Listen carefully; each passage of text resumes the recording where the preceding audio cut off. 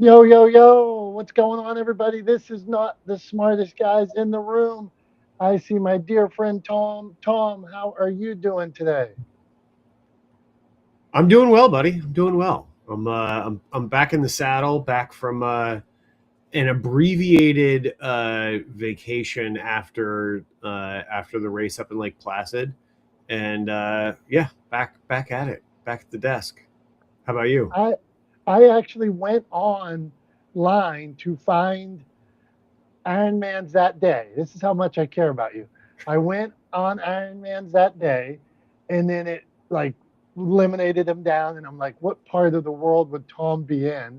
And I got to Lake Placid, and I was on a site looking for you, and that's as far as I could go. So, and that was the details. Then all of a sudden, so here's our friendship. Let me tell you about Tom. I sent Tom a message like 10 days ago, 8 days ago. Tom, how did it go? My friend is swimming in a lake, risking his life to some extent. Pushing the boundaries, running all those miles, riding bikes all those miles. You know the response I got. I got no response. I had to double back like 5 days later and be like, hey, Tom, you still alive? And then I think I got a response. So, Tom, you want to weigh in on how important Dom is to you? Yeah, I want to weigh in because I want to be clear about exactly what you sent me, right? So we you texted me on Sunday, the day of the race, at about 5:40 p.m. I had not finished yet. I was still racing when you texted me, so I didn't have my phone. I didn't know you texted me, and what you texted me verbatim, this is the text I got, was any word question mark. Not how'd you do, not how's it going, not how was the race, any word. And I thought you sent it to me accidentally because it didn't make any sense to me. Any word about what? Like, I mean, any word about me from me? Like, that's a weird question. So, yeah. So, like, I didn't respond right away because I didn't even think you meant to send me that text. And I got it while I was still, it was delivered to my phone, which was not with me while I was still running the race. And I was inundated with texts that actually made sense from other people that night who were like, hey, how'd it go? How'd you do? Congratulations. Nice job, way to get it done, whatever, things like that. And so yeah, so I responded to those texts that I got after I finished because, as we've discussed before, because I think you've followed me, you've tracked me on Ironman races before. There's an app. You just go into the app, you select the race, you type in my name, and like there it is, and you can follow me through the whole race course. Like I feel like we've talked about it before, but anyway, so your ludditeness, your ineptitude with technology led you to like a website somewhere where there's no ability to track anybody. There's probably, I'd be willing to bet that there's information on the website that says if you want to track someone racing, here's how you do it. But apparently you didn't find that. And so then you texted me any word, and like all of this to say, I appreciate the effort. I definitely appreciate the effort, but there is no way I'm going to let you spin this as if I'm a total jerk because I didn't text you back after you showed care and concern for me during my race, because all you texted was any word question mark. And I was like, I like in my dazed state after 13 and a half hours of racing, I looked at that text and I was like, any word about what? And I just went to the next text. So it didn't make any sense to me. And that's why you didn't get a response. Now let me reframe this in from my perspective. When you care about somebody so much, and when they're in like the middle of something so big, like Tom, this is like having a baby. You in the middle of giving birth, you don't talk about the finish. You don't talk about this is like how about an update on, because even Becky could have had your phone, like, and that's what I'm thinking, like, so uh at this moment, what is going on? And so that's like a slight way you could be like, hurt my knee, injured. Tom drowned in the pool, or Tom had his best race ever. So that's why I proceeded lightly with what I asked, because I didn't want to, like, hey, how was the success? How was the successful finish? Did you get your best time ever? No, this, or you know, it got rained out. A hurricane came through. So that's how why I proceeded the way I did. Gotcha. Well, I appreciate it. Becky was not responding to texts on my behalf. She had my phone, but she wasn't responding to texts on my behalf. She was like, he can deal with that later. I don't need to deal with that. Yeah, it could have been like, hey, Tom, no, Tom's at mile 16, really showing fight today. Tom's really looking good. Thanks. But anyway, all right, Tom. Now that we covered that, this is not the smartest guys in the room. We're talking about TikTok and digital news consumption today, really digital news choice. And we could go all over the place with this, but this is where I wanted to start, Tom. What do you think? Yeah, well, I mean, I'm curious to hear your thoughts on it. I have some thoughts too. I mean, I think, there's a couple of things going on, right? So Pew Research put out an article basically like talking about how the sort of young adults, people who are currently sort of in that age bracket of young adults, which is I think 18 to 29 is sort of the age range that they categorize as young adults. Folks in that age range tend to get their news from different sources than we've seen in the past, right? And those sources tend to be TikTok, other sort of video first platforms, right? So what we see is a lot of young adults, these people who are 18 to 29, not going to traditional news sources to get news. And I think that's a product of a couple of things. One, it's totally unsurprising to me, right? Because most young adults, even if they are in the sort of like, in the category or in that age group where they're out living on their own, they don't have cable TV, right? Like they don't have traditional television. I don't even have traditional television, and I'm like 20 years out of that age bracket, right? Like, so there's no surprise to me that they're not getting their news from traditional sources because they don't have access to traditional sources because they don't have legacy media. They don't have, broadcast television streaming into their homes like we all did growing up or like our parents did, right? So of course they're getting their news from other places. So part of this is like, well, freaking duh, right? Like obviously. But then I think the other side of it is that, there is this sort of lens that people are looking at this through, like, oh, they're getting it from social media, which means that like it is wholly unreliable. And I would say not exactly. Is it wholly unreliable? No. Is it totally reliable? Also no. Right? It requires, and I think this is true of some legacy media too. I mean, we could talk about certain channels, depending on what side of the political spectrum you're on. You probably name different ones, right? But there are channels that are sort of widely regarded by broad swaths of the public to be, to peddle false news or fake news, right? As the phrase goes. So, whether or not the vehicle through which people are getting their platform, I think is less important than who they're getting their news from, and whether or not they're actually fact checking or source checking that news, right? And I think that's the really important thing. That's the place where I think we need to push for improvement or change, and that's to encourage people, regardless of where you get your news, whether you get your news from traditional media platforms, whether you get your news from broadcast television, whether you get your news from TikTok or Instagram or YouTube Shorts or YouTube, right? Wherever you get your news from, I think it's important that we always check the stories for veracity, for truthfulness, right? One of the ways that I do that is I kind of apply a filter, right, that is akin to the way I was taught to do research when I was in school for like research projects.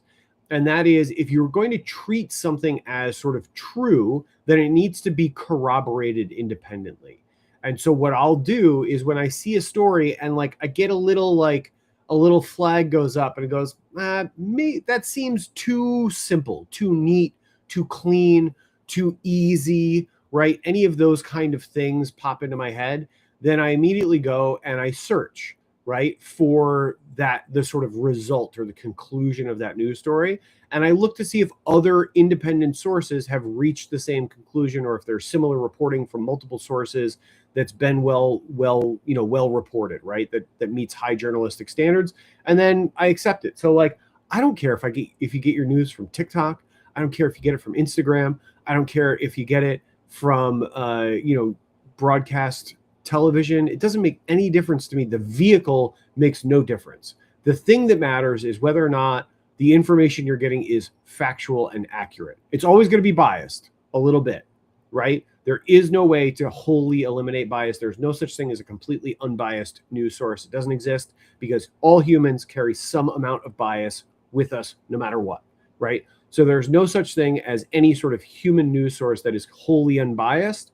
But I think that if you manage to check the news source and you can do a good job of making sure that it is truthful, the information you're getting is relatively truthful and relatively unbiased, then I think the vehicle really doesn't matter. Like, who cares if young people are getting their news through TikTok? Like, what we should be more focused on is like, are they getting good information, right? Who cares how they get it? Is it good, right? That's the question we should be asking, not stressed about like, oh, they're not watching the nightly news. Well, of course they're not. They don't have TV, Grandpa. Tom, I like the frame of reference that you put in there. Biased. I wasn't thinking about that at all. And I think in my sources, if I was going to say, okay, what am I really looking for? Yeah, there probably is some biases. I try to check multiple sources, but I think where I draw the line maybe is when people start giving their opinion on news. And so we could talk about the opinion media and the 24-hour media. But for me, it's okay, I can look on KDK, that's a local Pittsburgh station. This happened this morning. This person wrecked into this. This happened on the trail. This was a stabbing on the bike trail. Okay, stabbing on bike trail intent. Okay. Now, take no opinion from that. Here's the fact of what happened. Fact, stabbing during tents. I don't know. And a guy standing beside the tents telling us what his thoughts, like you said, there's a bias. And once it's no longer news, once that person speaks an opinion about what he thinks happened. No, that what happened there was last night. And the evidence tells us, and even I guess you can bias evidence, but the evidence tells us this, the witnesses tell us this is what happened. After that, when you're trying to fill 24 hours of media and prime time, and you've covered the 9 stories, on all those news stations, the prime time people, they're doing entertainment, trying to fill 2 hours, trying to get you stirred up, trying to get you mad and keep you watching. It's not the 15-minute story that we saw 6 hours earlier. So Tom, that's where I'll start. And then I got some other thoughts, but go on.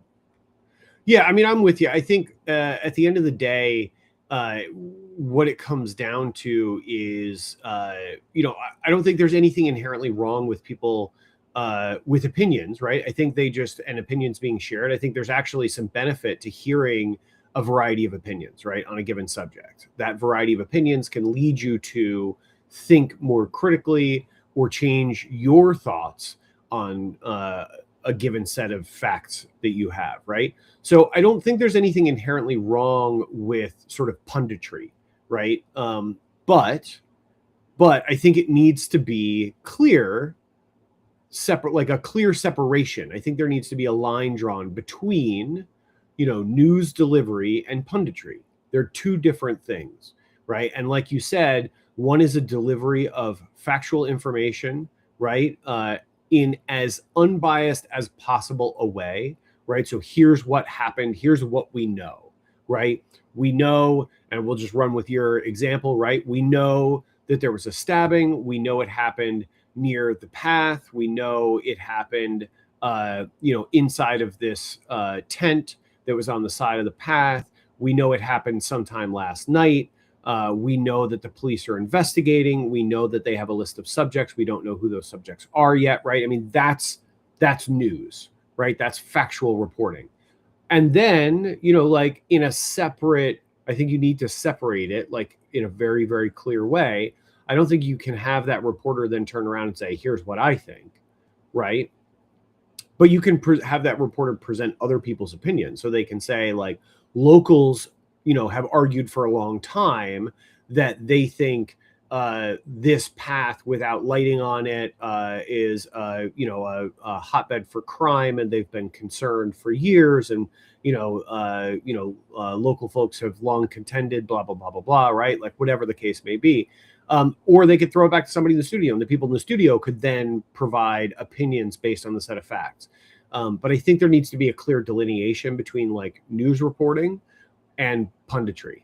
I don't think punditry is inherently bad. I think there's too much of it. But that's a product of like the 24-hour news cycle, right? And the idea that we have to just fill airtime no matter what. We're moving a little bit away from that because we're getting out of that broadcast media, right? That 24-hour news cycle like is slowly dying. So as people get news information from TikTok, it can come in short little bursts. They don't have to fill 24 hours. They can, Aaron Parnas is a good example of this. He does this. He does short videos all the time, and it'll just be an update. Here's what's happening. Here's what we know. That's it. Like the whole video is like 35 seconds long, right? It's just breaking news. Here's what's happening. Here's what we know. When we know more, we'll come back and let you know. And that's it.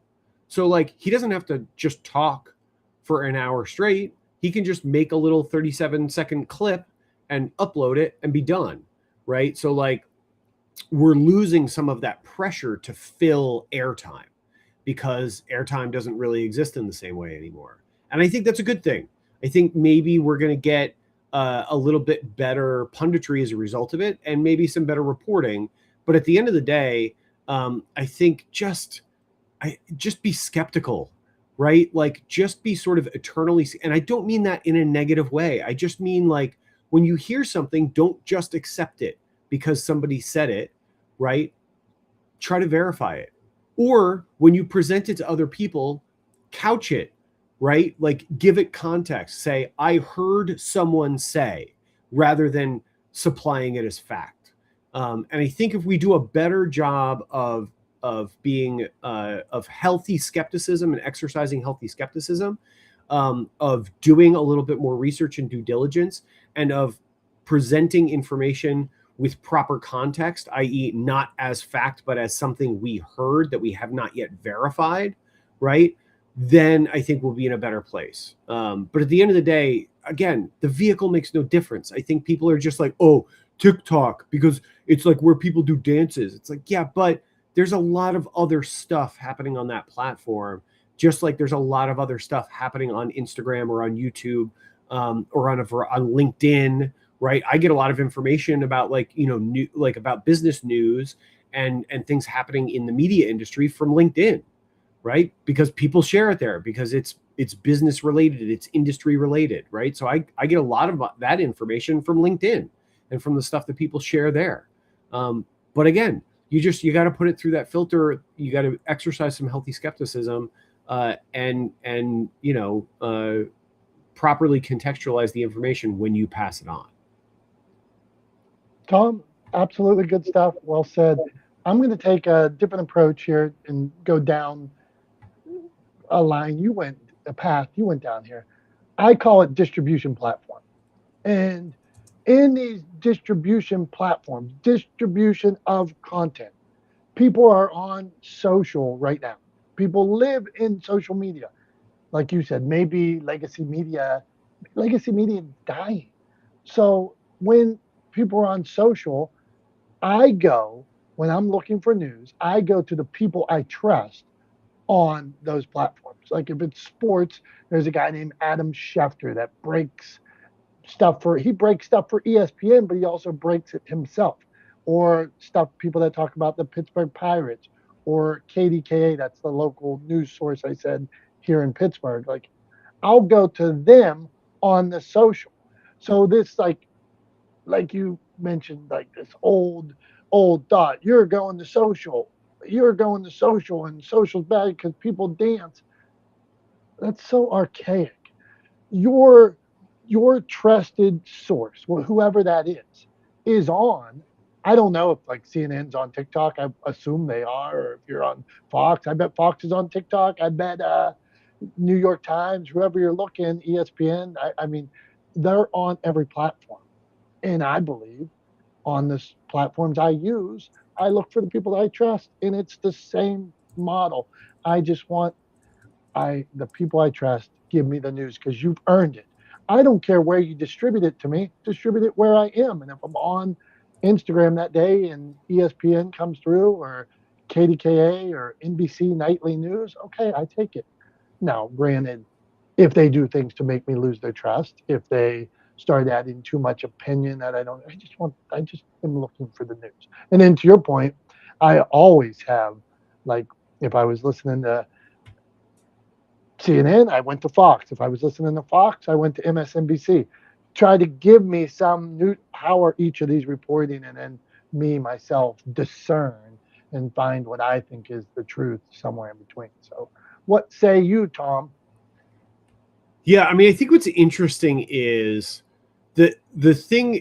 It's so funny because it's like it's so predictable, right? In like the dumbest way possible. Um, I had this thought as you were speaking, and you were talking about like people it being archaic, that people were sort of like looking down their nose at the platforms that people were going to for news.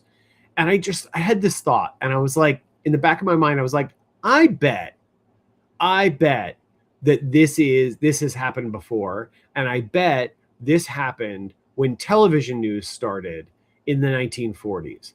And lo and behold, just a very quick research, uh, Google search, right? And I found an article on journalism history, right? Um, Literally the website, journalism-history.org, right? And the first paragraph is, and I'll read it because it's so perfect. Television news started out as the bastard child of radio news and the film newsreel, and it was almost immediately disowned by those in the news business as superficial, trivial, and incomplete.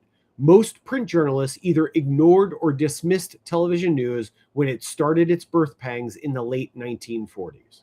So, like, here we go again, right? So now, like, television news is the gold standard, just like in the 1940s, or before it was print journalism was the gold standard, right?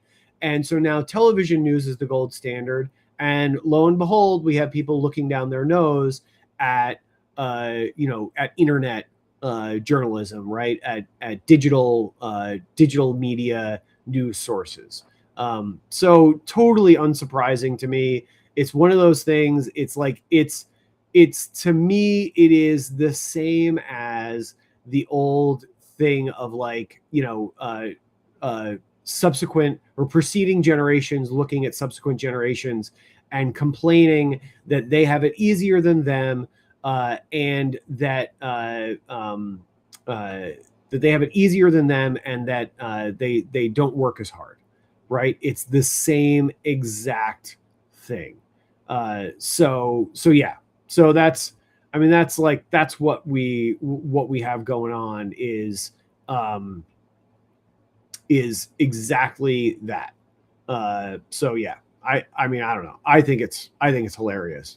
No, Tom, your premise is your premise is very accurate there, and it reminds me of our talk a week ago 2 weeks ago when we talked about business cycles, news, radio stations buying, internet radio stations buying regular radio stations, newspaper buying more newspapers, TV buying newspapers.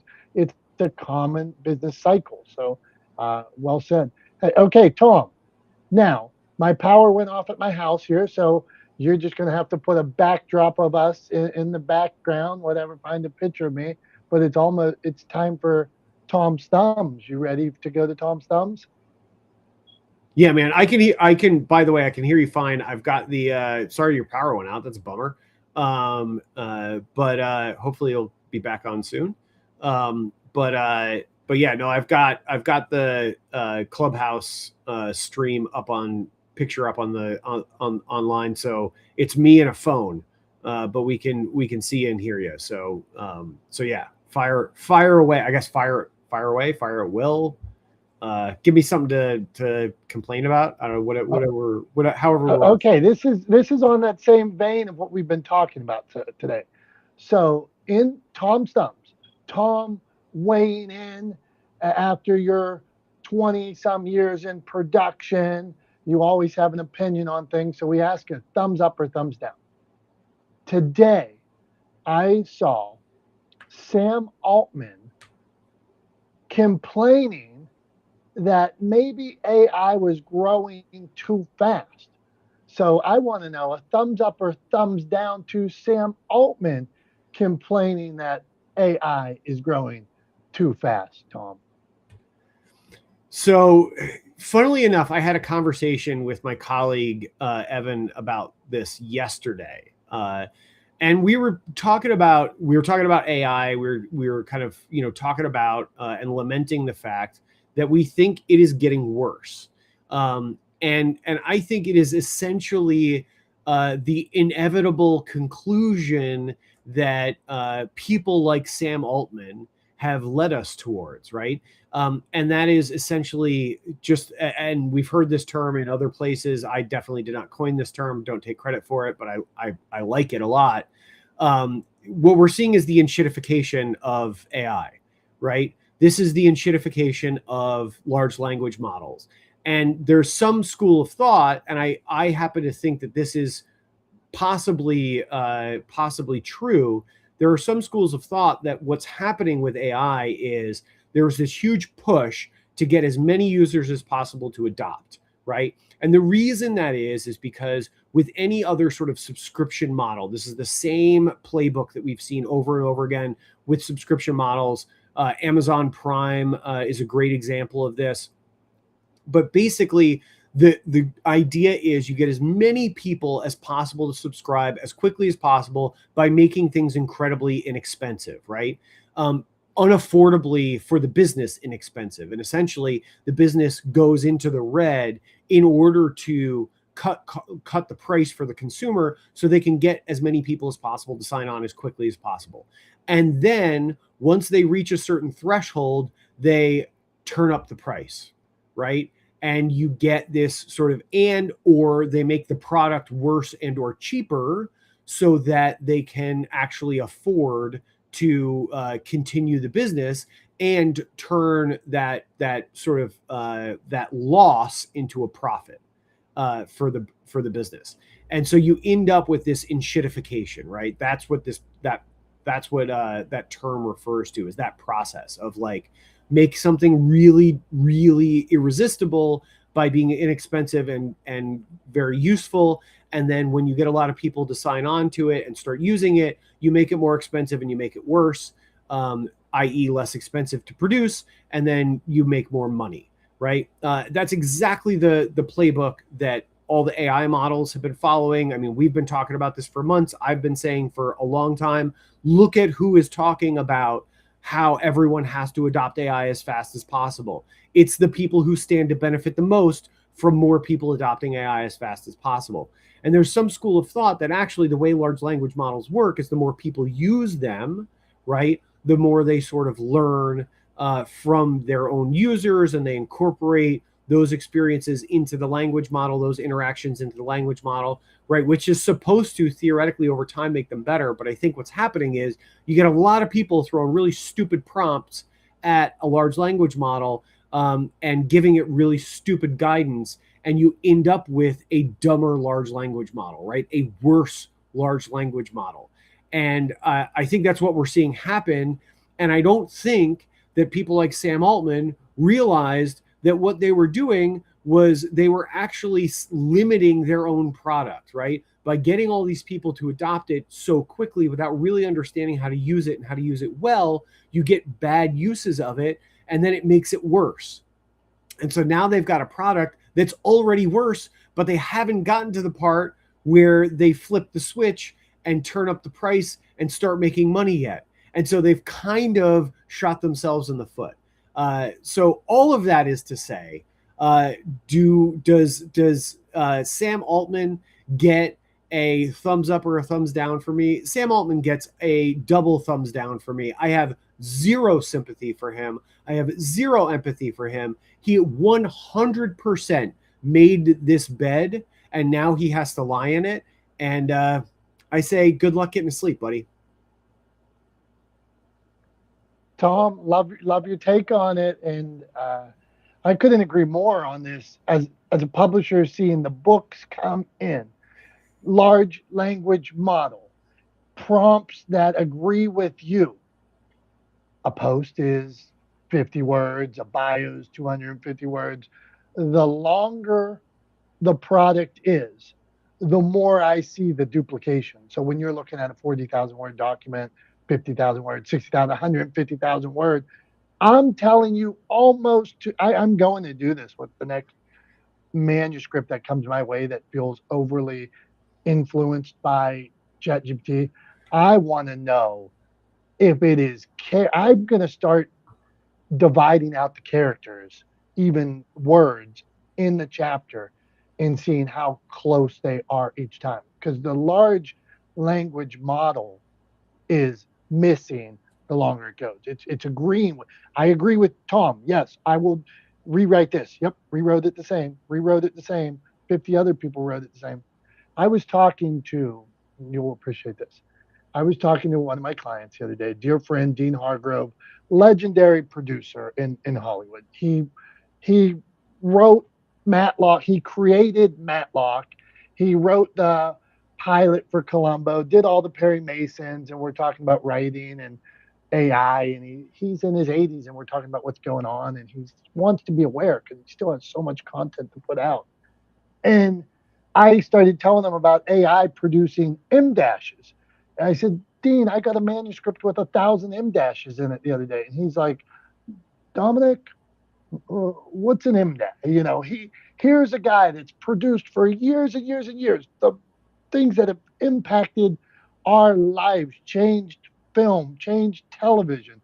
No clue what an M dash is. I'm like, hey, it's a power pause. Maybe I'd use this. I'd use Dominick in my writing. I might use a power pause like that every 30,000 words. Here it has replaced the comma because the large language model saw it. More people are doing it. And it's just wrong, Tom. It's not right. And here it just repeats the error over and over. So what say you about that? Yeah, I mean, I think part of the reason why these models are getting worse at writing in particular, I think that's the one where it's like really easy to see that it's getting worse. I think part of the reason why they're getting worse is because not enough people are good enough writers who are using large language models, right, to push back on things like bizarre sentence construction. One of the things that I notice all the time, and like one of the sort of telltale signs that I can tell something was written by AI and somebody who's not a very good writer just sort of accepted it, is the loss of the use of subjects, right? Like, so you'll have sentence construction where there's no subject, right? It's all he, them, they, it, right? It's all pronouns, but there's no subject, right? So I'm like, who, what, where, when? Like, I don't know what we're talking about because you're not giving me a subject for the sentence. So it doesn't make any sense. And then, like, so if you respond to the prompt, it'll say, oh, you're right. I did skip putting the subject in, that wasn't clear, here's the sentence with the subject, right? But I think enough people aren't pushing back because they don't know, either they don't know to or they don't care to, whatever the case may be, but they're not pushing back. And so as people accept the prompts, I think that teaches the large language model to sort of like go with the lowest common denominator. Like, what do people accept as an answer? Okay, then that's the answer we're likely to give, right? Because it's accepted. Again, it makes total sense when you understand how these large language models work and that they are basically just predictive algorithms that are very sophisticated with huge data sets. So like it essentially is like the predictive text on your phone. So as you're typing on your phone and the words pop up above the keyboard, right, of like what word is most likely to come next based on the letters that you've already entered. That's how the large language models work. So they part of the predictive nature of them means that whatever answer is accepted they are more likely to deliver in the future, right? Because it is to their way of thinking a correct answer. So I think at the end of the day, people accepting these bad answers, accepting this bad writing, is making the large language models worse at writing because people don't know enough to push back on bad sentence construction, on overuse of em dashes, on putting a period. I've seen things where like people post stuff and I'm like, that's not even a sentence. Why is there a period? That's just a phrase, right? There's no verb. It's just a collection of nouns. Like that's not a sentence. You can't have a sentence without a verb, right? Like, so what are we doing? But yeah, so I mean, it's I think that's what I think is happening. I mean, I don't know. Am I oversimplifying? Potentially, right? But I'll just say I'll give it the proper context. That's my opinion. Tom, well said. I want to know. I bet I could go to your book, Legendary, and I would bet that never or maybe once in the whole book you used two-word sentences. Two word, two word, two word, two word 3 times. Like then one-word sentences, one period, one live, breathe, love. You talk about large language model.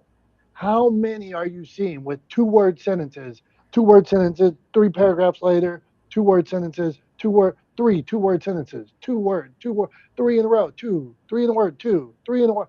I mean, it's mind. I mean, and then like the one word, like you're saying, it's so obvious. How about put one more thing in your chat GPT and say, don't give me any two-word sentences. Limit two-word sentences. Limit one-word sentence. No repeating of two-word sentences. I mean, come on, Tom. It's driving me nuts. Yeah, no, I'm with you. I mean, so the funny thing is like in Legendeering, which was wholly written before these large language models. So like it never went through a large language model. We didn't, there was no use of a large language model in the writing of the book at all, right? There are em dashes in the book, right? Because we use them for emphasis, right? There are for that sort of pause. There are a couple of places. There's one place in particular I can think of where we used like a staccato, like one-word sentences for like heavy emphasis on something. But like again, there's one place off the top of my head that I can think of where like that we did that, right? And that was a deliberate choice to really draw attention to what I was saying because it deserved that emphasis. If you do it every paragraph, it loses its effect. It's just bad writing. If you do it once or twice in a couple 100-page book, it jumps out, right? So it's like anything else. Like too much of a good thing is a bad thing, right? Like I love ice cream. Who doesn't love ice cream? I know there are some weird people who don't love ice cream, but like most people love ice cream. Even people who love ice cream the most would hate ice cream if they had to eat it for every meal, right? If every meal was ice cream, you'd stop liking ice cream, right? And so if everything is emphasized, if everything has sort of uses a tool to draw attention to it, then it stops losing meaning, right? If everything's good, then nothing's good, right? You have to have kind of both sides of the coin for it to make sense. So yeah, so that's, I mean, I see a ton of that happening. We have kind of gone way down the rabbit hole here, off of what we originally started talking about. But to bring us back and maybe see what Jason thinks about the original topic that we started the show with. Jason, we originally were talking about the fact that increasingly young adults are getting their news from social media platforms like TikTok, right, and other digital first platforms, and just sort of looking at that from a couple of different perspectives. A, is it a good thing or a bad thing? B, does it make any difference? Or C, should we go back to newspapers and get rid of all sort of digital media to speak of? So I don't know. So what do you think about the fact that young adults are primarily getting their news from social Oh, media? it's not just young adults. It's a lot of the adults in our own generation that are sick and tired of like the same news that you would see CNN, MSNBC, no matter how it is. The journalism, remember the key words, your definition determines part of the destination, right? When you use a word like in your page one of your book, Legendary, I want to bring that to note because I did buy your book and I did send it to you. And one of the things you did very well is on page one, if people looked at it and they see what you put, would really determine where you're starting and where you're ending. So you defined two distinctive definitions about legendaring. You said the act of designing and constructing a strong and stable framework to create an engaging story driven by video content. How does that relate to a newspaper? Same thing, different performance, different frame. How many people are like, we talk about algorithms and AI is just doing what many of us we've already always done, copycatting, right? If you can't create it, copy it and steal it like you did, right? There's that theory, right? But it's just like, where's originality? Where's the context? How does my human experience relate to legendary? And that's what you kind of covered in two, part two of what you said. You said leveraging the power of storytelling through video and engineering a rapid business growth, but fostering a long lasting, meaningful relationship between business and their audience. Now, if I were to say something different, but people, forget business. Business is a result that I do with people, right? But people, I tell a story, so do you, so does Dom, so does Julie, Wendy, Hashem, Soma, whoever's in here, whoever's watching, we all tell a story daily. And how much of it is a copycat or repeat of somebody else's work? How much is their originality? When you stop worrying about it and really get into something I talked about in my own TikTok live, and it talked about Marcus Aurelius, like, hey, when you fall down, how do you design yourself to get back up? Did you build a framework to get back up? Some people stay stuck in being hurt. Some people say, you know what, brush it off, keep going. That's a part of your book, part of your process. Tom, you don't go into these, let's just say, human defying events without training, right? You don't. You have to put in road work, pool work, or swim work, and biking. If you don't, guess what happens? The frame that you expect to last you long term won't work to finish the race. So, do we think about the person or the people we really want to be? We kind of like play a lot of guessing along. But if you say, this is the person, this is my character, that's there in my mind, this is how I fill it out, this is what represents, I'm good. Then the algorithm stuff doesn't matter, because it doesn't matter how you made the formula. It's, did the product come out? So, yeah, I don't like AI and what people are doing with AI, and they're going to hit a brick wall. Because when someone asks you, so Tom, tell me about legendeering according to regular life. I'm a podcaster, I'm a streamer. I've tried all the things, I bought the most famous equipment. I did everything you said in your book, and I described the whole process. And then I ask you, tell me what I did wrong. And it's like, that's where you choose the option. And as a Stoic, I would tell you, I'm glad you know all these things. And part of your solution is what you just listed. how much have you stepped back and given yourself patience? And how do you relate to people? So hopefully this answers what you brought me on. Thank you for always inviting me up to the stage. I'm glad to see my friends and people I relate to. So thank you guys. Thanks, Jason. I have to say, I appreciate your kind words about the book. I really do. It means a lot to me when people read the book and understand it and appreciate what I'm trying to accomplish with it. And I think you're absolutely right. Like at the end of the day, one of the things I want people to sort of walk away from reading that book with, or even just talking with me or working with me, is really that understanding that, and it's the reason why the subtitle on the front cover has this word that, like, at the end of the day, my mission, my goal is to humanize the world of business through better communications, right? And ultimately, I think we all do better when on the business side and on the consumer side, we all remember that ultimately we're just people dealing with people, right? And so I appreciate you reading the book. I appreciate you sharing your thoughts on it. Last note. So Yeah. Tom, this is a part of your hero's journey, right? You like the word legendary. And a few weeks ago, I said, "Hey, I'll buy your book," right? I kept my word. And then we pointed out that how often are you really inviting people to read the book? What are you hooking? Remember, John, he's like hooking a pitch. Remember, we talked about it with Julie, right?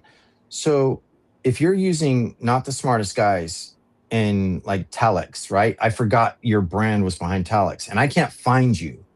Where are you sending your invitations to the people that could best use it?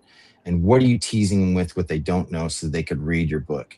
Because I feel like writers, if you don't take the time to tease the public, they're never curious to read your work. And I think I'm not done with your book, but I think you have potential. So remember, tease the public with your curiosity and your experience. Do that. Don't lay on it. Don't forget it. And if you can't do it, you hire someone like Julie or Wendy or whoever else, or our friends or people qualify. It's like, help me tease the public to get them buy more. And that's my last suggestion. Yeah, appreciate that, Jason. And absolutely right. I mean, I definitely need to do a better job. I need to treat my business more like a client than I do. So appreciate that reminder. Something I'm always working towards being better at. So yeah. Dom, what do you say we hop into PSAs real quick before we keep moving? Does that sound good? Yeah, I got so many thoughts. I'm gonna pin. I'm gonna pin note in for something later, and then I'm ready for PSAs. Tom, you want to go first, and we'll get. Julie usually likes to weigh in on PSAs, so I see her up on the stage. So this is a good time for her to come up as well. So you want to go first, or you want me to? I was going to have you go first. Just remember, look at your screen and don't put your face behind the countdown clock, and then you won't complain to me later that it was in front of your face. Because okay, let's see if I got it adjust. And if you ever hear the podcast, all this gets edited out. They call it fluff.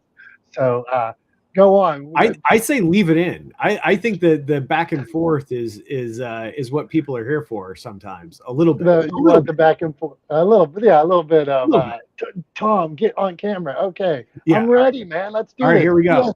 PSA today. This one came to me this morning. I was watching a news program this morning, and they started talking about AI teachers, robotic teachers in school. So they rolled out a robotic teacher in school, and the robotic teachers were tutors. So they were worried about them taking jobs away.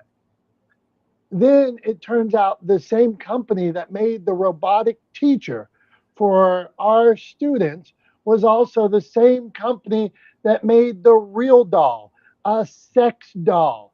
So my PSA today is, if you're going to go into business and you're going to have different offerings, maybe figure out offerings that agree with each other, not an offering like a tutor, an AI tutor, and a sex doll. These things, do not, are not two things that go together on the tree of business. It is odd. It is weird. Don't do that. That's my PSA, Tom. So yeah, that is quite a left turn, right? From like, from sex doll to tutor.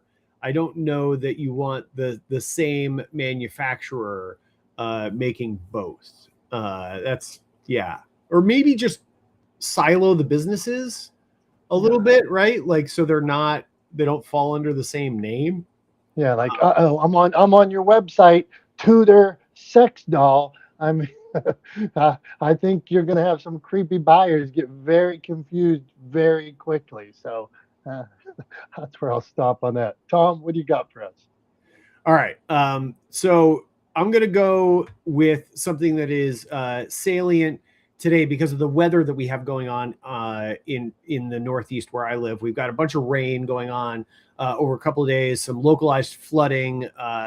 And I just want to send this message out to everybody who is thinking about getting in their car over the next day or two as we're seeing some of these torrential rainstorms. And I would just say this.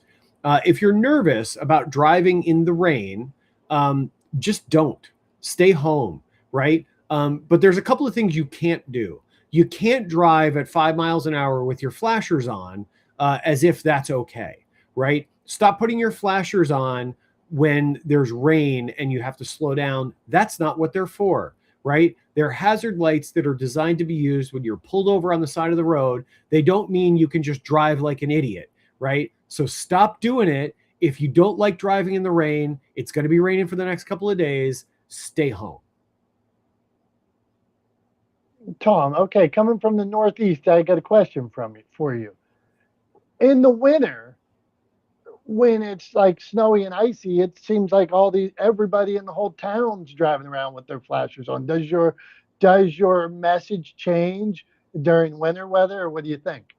That's not what flashers are for. I don't know who came up with this idea that like, hey, we can just drive however we want if we put our flashers on. Like, that's not how it works, right? If you need to drive slow because it's snowy, fine. If you need to slow down because it's raining so hard you literally can't see where you're going, right? Or you can't see far enough in front of you to drive safely, like at a highway speed, then slow down. Like, I'm not saying don't slow down. I'm just saying that's not what your flashers are for.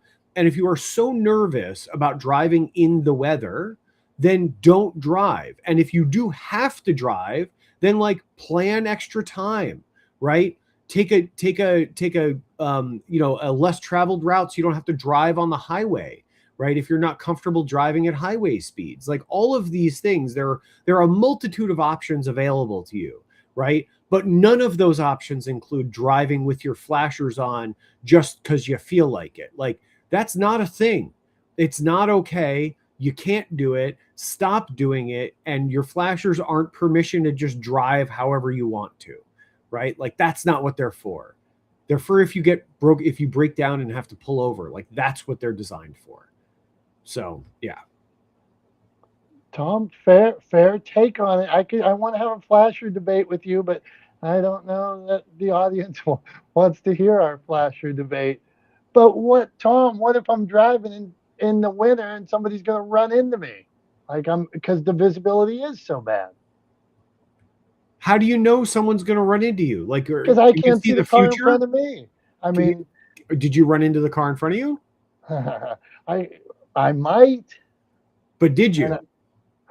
I didn't because I'm not one of these crappy drivers you're talking about. Well, so I mean, here's the thing is like you can't see. So if you're stopped, right, because of traffic or an accident or something, yeah, absolutely. Put your flashers on. I've done that. Like when I come up on traffic, you're driving down the highway and all of a sudden traffic is stopped.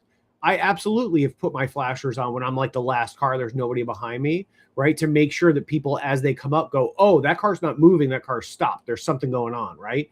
Like that's a good use of hazard lights. But just driving along with hazard lights on, it's sort of like what we talked about before, right? Like when do they stop meaning anything?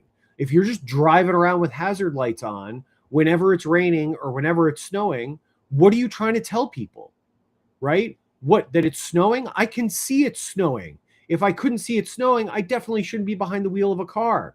Like, I don't need your flashers to let me know that there's bad weather outside. I've been outside, right? I'm driving in it right now. So like, if you use them too much, they stop meaning anything. And then what are we doing? So like, use them when it's appropriate. Stop just driving around with your flashers on.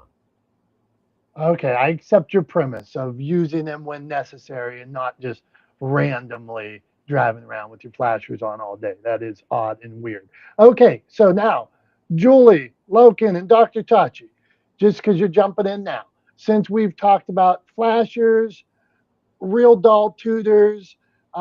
We've talked about people getting their news sources from TikTok, going to TikTok and Twitter for news and random places. Julie, Dr. Tachi, if you would like, you can weigh in on any of those subjects before we get to a memory lane, before we get to a close. So, Julie, if you're here, what do you got for us? Hi, gentlemen. So great to hear your voices, and kudos to Tom for an amazing book. And I don't know, I think he teases this book. I don't know, you can always start promoting your book anytime. But okay, sex dolls and tutors. Brilliant. Do you see how much press they're getting right now? Would Dom even be talking about this? They are, the through line is they're providing services or products for people that don't want to do the job. So teachers, decline in teachers, and take a look at why you're ordering that sex doll. So there is that through line. I see that.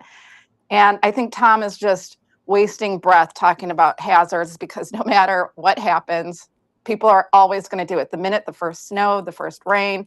But I'm kind of surprised in New York, like they're not better drivers. I could see this more in the South because they're not used to it. So that's all I got. Take care, gentlemen. I was going to say, Dom, I bet the sales of the sex doll / tutors to teenage boys are through the roof. No, thank you. I wasn't going to go in on this subject without being prompted on this, but I mean, people are so confused now on what they're, they're going to be like, wait a minute. People are going to start trying to make out with the tutor in front of the class and stuff like that. It could be all the people will be staying after I don't think so, Dom. People will be staying after class for tutoring like crazy, Julie. Yeah, all kinds of weird things will be going on. I think there's probably a lot of teenage boys trying to convince their parents that they need an AI tutor doll that's made by a sex doll company, in the hopes that it also has some of the other features of the other products of that company. Yeah. And it's only a man that would buy a sex doll too, just FYI. There's a market for everything. Okay, Dr. Tachi, we have digital news, we have hazard lights, we have people going to TikTok, we have tutors that are sex dolls. What do you got for us? Good morning, everyone. So let's tackle the people going to TikTok / social media for news. This is inevitable because it's easy. You grab your phone and do it, and you don't have to necessarily always intentionally look for things, especially if your algorithm is set in a particular way and that type of stuff comes up. So I'm not surprised. I think one of the studies actually documents that Gen Z go to TikTok for news more than any other place. And I would probably say that spans out to people in general, because television news, newspapers, radio news, those tend to draw in older demographics. I will say this though, it is great, but you still have to do your vetting. You still have to check. I always tell people you should not go with the first thing you see and take that as Bible. You need to check at least 3 sources and look for agreement. And if you see agreement amongst the news sources, there's probably some modicum of truth to it.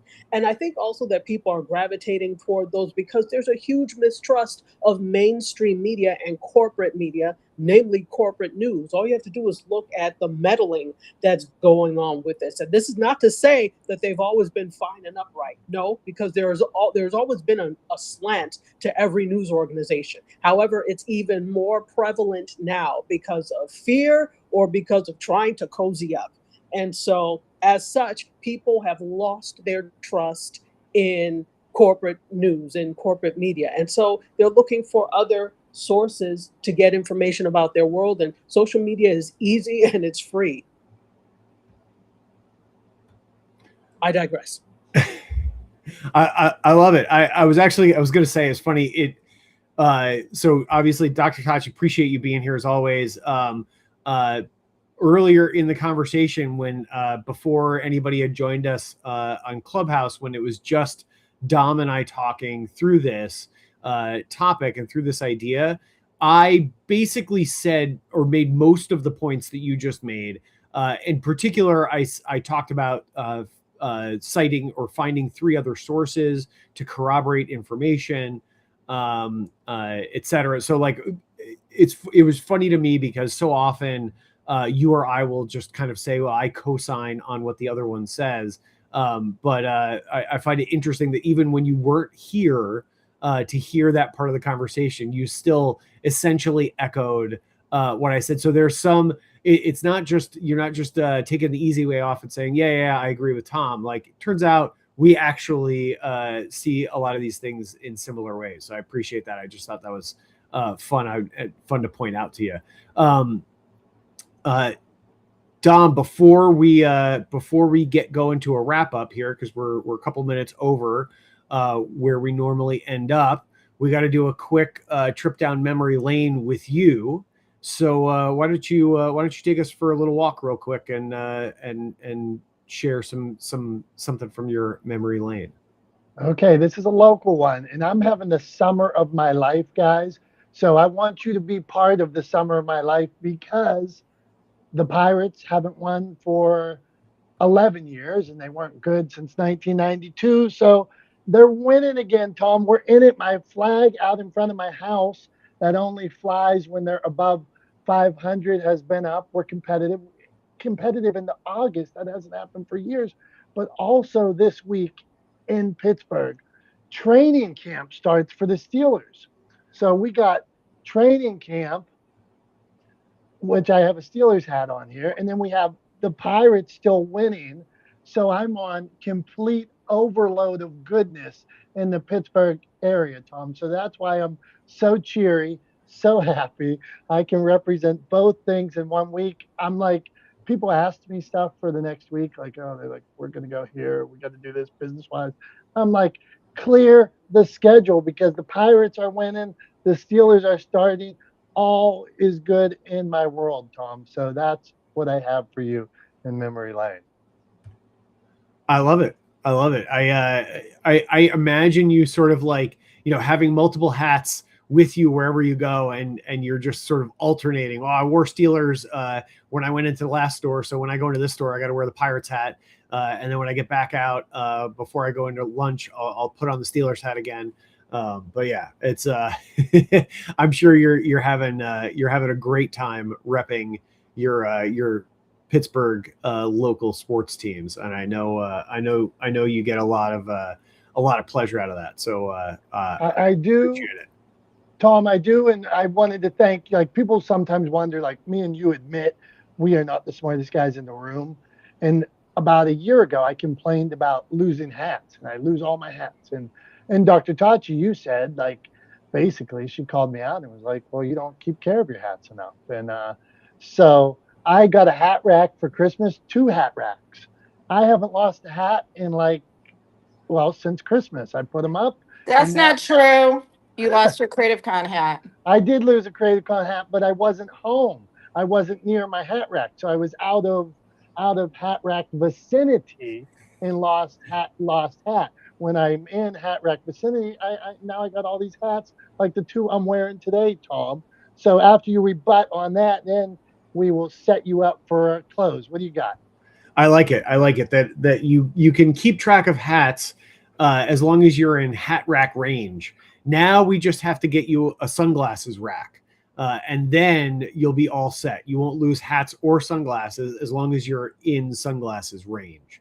Yeah, I think that's the move. That's a whole nother subject, which we don't have time for. Dig in next week to a sunglass conversation as well. So, Tom, take us home. This has been a wild one, man. I can't even cover all the subjects. Only Tom Langan can. So what do you got for us? Yeah, I mean, I think, look, we talked about a lot of things today, but I think I'll just dig back to talking about TikTok and digital news consumption, right? And I'm going to echo some of the stuff I said earlier and some of the things that Dr. Tachi said as she talked about it as well. I think there's a couple of things that I really want people to keep in mind, right? First of all, the derision and dismissiveness with which people are looking at the vehicle through which people get their news is nothing new. It's the exact same derision and the exact same dismissiveness that print journalists looked at television and broadcast news media with when it first started back in the 1940s, 80 years ago. So let that roll off your back, right? Water off a duck's back. Doesn't make any difference. So let's not worry about that. The next thing, though, is, I think, very important. Two things that you always have to remember, regardless of where you get your news, right? One is there is no such thing as completely unbiased news, because all news is delivered by people. It runs through a people filter, and every single human being carries bias, right? So there's no such thing as wholly unbiased news. Always remember that. And then always check your news, right? So regardless of how something is presented to you, you should always double check it for veracity, right? Go find those other sources. All you got to do is take the headline or the conclusion of the news story, right? Whatever the sort of fact is, throw it into a search and see what other sources come up, right? Read those sources real quick, look at the summaries of them, and you'll find really quickly whether or not what you were presented with can be trusted or not, right? And I think that's the thing is, for a long time, people got used to just accepting that what they were being presented with was trustworthy.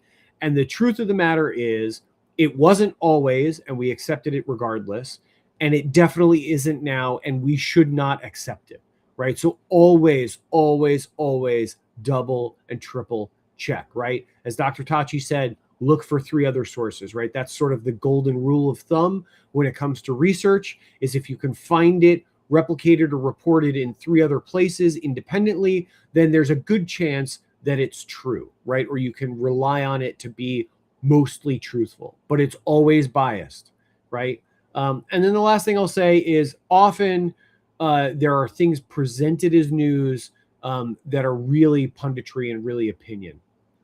And I think we always need to be careful to make sure that, one, when we're presenting things as opinion, we contextualize it properly so that other people don't take it incorrectly or take it as fact. And then also, when we hear something, I think there's an onus on us, there's a responsibility on us before we pass that information on to contextualize it for people. So rather than saying it as fact, even if it was presented to you that way, contextualize it properly. Say, I heard so-and-so say blah, blah, blah, blah, blah, right? I heard blah, blah, blah, but I haven't checked it yet. I'm not positive that it's 100% accurate, right? Nobody's going to turn around to you and be like, what the hell, why don't you know, right? And if they do, tell them to kick rocks. But nobody's going to turn around and say that to you. They'll say, oh, that's interesting. Let's check that out. Let's see if that's true, right? Or did you check that out? Maybe that's an opportunity to have a conversation about whether or not it's true and look it up. But either way, I think there's a duty on us as individuals before we pass on information to contextualize it properly. And if we haven't verified it, then you shouldn't present it as fact. So that's kind of those are my thoughts. That's my wrap up. That's what I got for today. At the end of the day, times they are changing. People will get their news from wherever they are. And it just so happens that right now they're on TikTok, right? They're on Instagram, they're on YouTube Shorts. That's where people are. So that's where their news is being delivered. It just makes sense.